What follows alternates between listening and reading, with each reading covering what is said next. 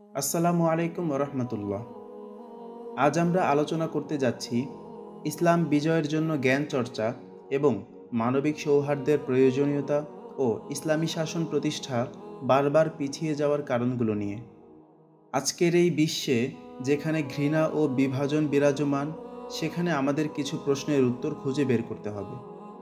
ইসলাম তো শান্তির ধর্ম, তবে তা আজ কেন দুর্বল? কেন আমাদের শাসন প্রতিষ্ঠা বারবার পিছিয়ে যাচ্ছে? উত্তরটা সহজ।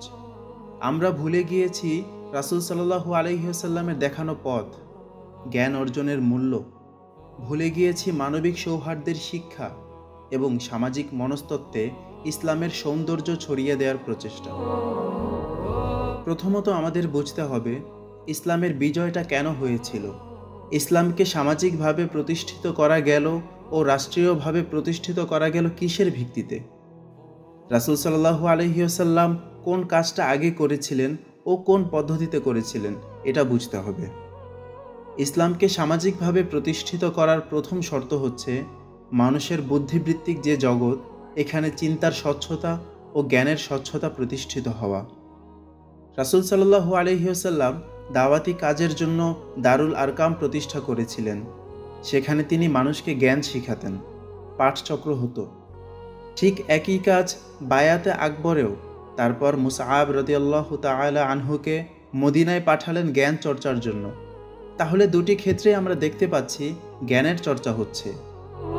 দ্বিতীয় শর্ত হচ্ছে মানবিক সৌহার্দ্য প্রতিষ্ঠা। এর ফলে সামাজিক মননে একটি বিরাট প্রভাব ফেলে। সেটা কিভাবে? তার একটি চমৎকার উদাহরণ হচ্ছে রাসূলুল্লাহ সাল্লাল্লাহু আলাইহি ওয়াসাল্লাম মদিনায় গিয়ে মুহাজির এবং আনসার সাহাবীদের মধ্যে ভ্রাতৃত্ব স্থাপন করে দিয়েছিলেন। এছাড়াও ইসলামের প্রথম সময়ে মক্কার গোলামদের কিনে নিয়ে আজাদ করে দেওয়ার ঘটনাও দেখতে পাই আমরা। এরই ধারাবাহিকতায় দেখা গেল তৎকালীন মক্কায় মানুষের মাঝে মানবিক মনস্তত্ত্ব ও সামাজিক মনস্তত্ত্ব ক্রমেই বদলে গেল, তা জ্ঞানের ভিত্তিতে এবং মানবিক সৌহার্দ্যের ভিত্তিতে। সামাজিক মনস্তত্ত্ব বদলের আরেকটি চমৎকার উদাহরণ আমরা দেখতে পাই হুদায়বিয়ার সন্ধির পরের ঘটনায়।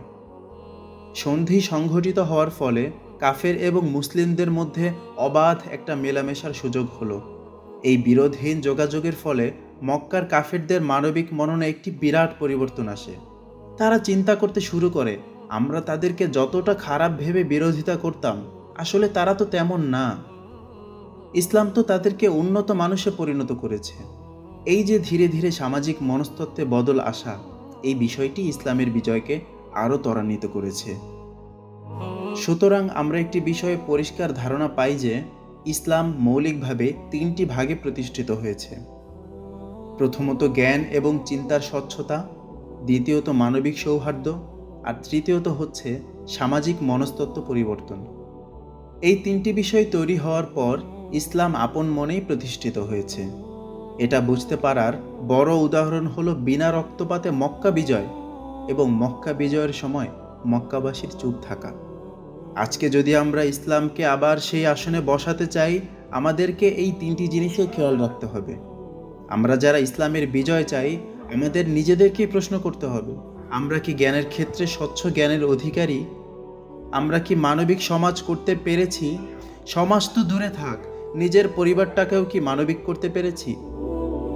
সবশেষে একটা কথাই বলতে চাই, আসলে জ্ঞানের ক্ষেত্রে স্বচ্ছতা আমাদের নেই। একটা মানবিক সমাজও আমরা প্রতিষ্ঠা করতে পারিনি, সামাজিক মনস্তত্ত্বও তৈরি হয়নি। তাই এখন ইসলামের বিজয় প্রত্যাশা করা আমাদের জন্য দিবাস্বপ্নই বলা চলে। আগে এই তিনটি ক্ষেত্রে কাজ করতে হবে, আর এটাই হচ্ছে আন্দোলন। প্রিয় ভাই ও বোনেরা, আসুন আজই আমরা প্রতিজ্ঞা করি, আমরা প্রত্যেকে নিজ নিজ জায়গা থেকে রাসূলুল্লাহ সাল্লাল্লাহু আলাইহি ওয়াসাল্লামের দেখানো পথ অনুযায়ী সত্যিকারের স্বচ্ছ জ্ঞান চর্চা, স্বচ্ছ চিন্তা এবং মানবিক সৌহার্দ্যের প্রতিষ্ঠার জন্য সর্বোচ্চ পথে হাঁটব।